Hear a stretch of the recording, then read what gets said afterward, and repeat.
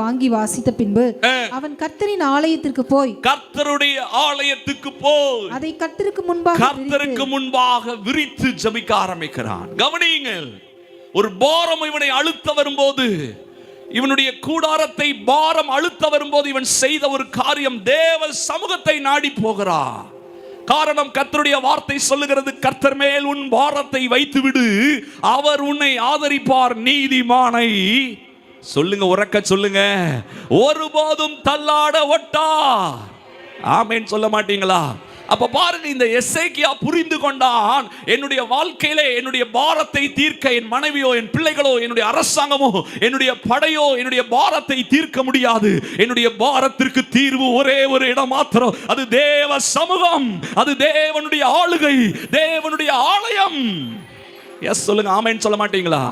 இந்த கால வேளையிலே என்னை கேட்டுக்கொண்டிருக்கிற அன்பு சகோதரா, அன்பு சகோதரி, கர்த்தர் உங்களுக்கு ஒரு ஆலோசனையாக சொல்லுகிறார். நம்முடைய ஆமென் குடும்ப வாழ்க்கையிலே, நம்முடைய அனுதின வாழ்க்கையில எத்தனையோ பாரங்களை நாம் சகிக்கிறோம், தாங்கி சந்தித்துக் கொண்டிருக்கிறோம்.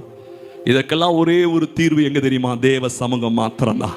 எந்த ஒரு தேவ பிள்ளை தேவ சமூகத்துல வந்து, ஆண்டவரே நீங்க தான் என்னை நிச்சயம் தப்புவிக்கிற தேவன் என்று கர்த்தர் மேல் விசுவாசமாய் அவருடைய சமூகத்திலே வந்து தன்னுடைய பாரங்களை அன்னாளை போல, யாக்கோபை போல, இந்த எசேக்கியாவை போல ரெண்டு கரங்களை விரித்து தன்னுடைய துக்கத்தை சொன்ன யாபேசை போல சொல்லுகிற தேவ பிள்ளைக்கு இன்னைக்கு நான் சொல்றேன், உங்க வாழ்க்கையில எத்தனை பாரம் வந்தாலும் அதை சுமக்க நீங்க மாத்திரம் இல்ல, உங்களோடு கூட கர்த்தருடைய கரம் அந்த பாரத்தை உங்களோடு சேர்ந்து சுமக்கும். பிரதர், நீங்க இனி தனியாய் சுமக்கிறது இல்ல.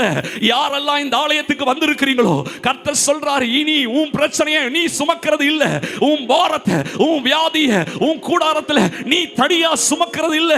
உன் தேவனாகிய கர்த்தர் நான் உன்னோடு இருந்து அதை சுமக்கிற தேவனாய் இருக்கிறேன். நல்ல கைதட்டி கைதட்டி கைதட்டி ஹல்லேலூயா.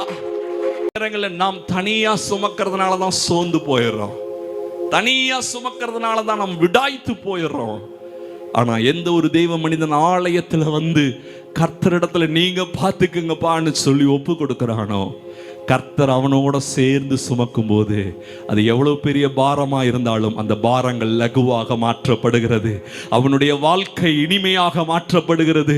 அந்த பாரங்கள் அவனை ஒன்றும் செய்வது இல்லை. அப்பொழுதுதான் நீங்களும் பவுலை போல சொல்ல முடியும், எப்பக்கம் நெருக்கப்பட்டாலும் நாங்கள் நொறுங்கி போவது இல்லை. காரணம், எங்களை தப்புவிக்கிற தேவன் ஒருவர் இருக்கிறார். கைதட்டி கர்த்தரை ஸ்தோத்திரம் பண்ணுவோம். ஹல்லேலூயா.